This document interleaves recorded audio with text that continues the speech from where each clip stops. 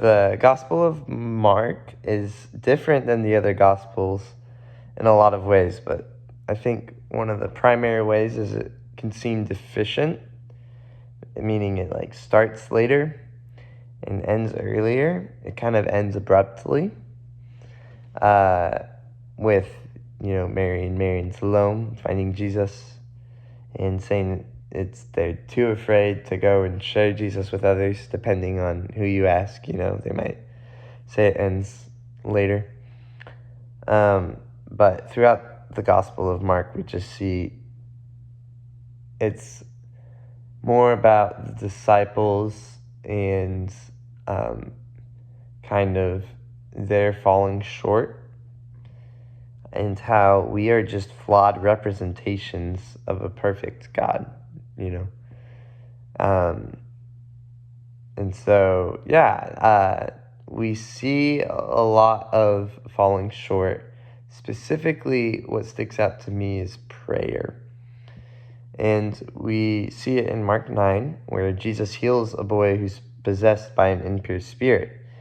And in verse 17, it says, "A man in the crowd answered, 'Teacher, I brought you my son, who is possessed by a spirit that has robbed him of speech. Whenever it seizes him, it throws him to the ground. He foams at the mouth, gnashes his teeth, and becomes rigid. I asked your disciples to drive out the spirit, but they could not.' 'You unbelieving generation,' Jesus replied, 'how long shall I stay with you? How long shall I put up with you? Bring the boy to me.' And then Jesus heals him. And in verse 28, the disciples ask him privately, 'Why couldn't we drive it out?' He answered, 'This kind can only come out by prayer.'" And some other translations say fasting. And I think the key is being connected to the source. We didn't see Jesus had to pray and fast right at that moment, right? It was something that Jesus has already been doing. And so it's not just that they weren't supernatural in the moment, but it's that they haven't been praying, right? And that's something that we can all do at any time. We see it again towards the end of Mark 14, where Jesus goes into the Garden of Gethsemane, and this isn't all the gospel accounts, but it's directly before Peter denying Jesus in the same chapter. And to me, it's like saying, hey, pray lest you fall into temptation. And when Peter should have been praying, he was sleeping.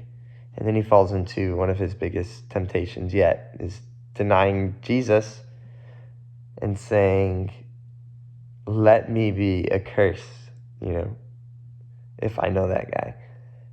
Right, and before he had said, "I would die before denying you." And so, just an important reminder that we need to stay connected to the source and need to stay in prayer. I think it's important to keep this mindset that it's only through Jesus that we can do anything that we do. A lot of times we start off as the prodigal son, but over time we can develop that older brother syndrome and easily base it on our accomplishments as if it's us that does anything. Because God can humble us real quick. And it's not just with overt miracles, but it can also be with character.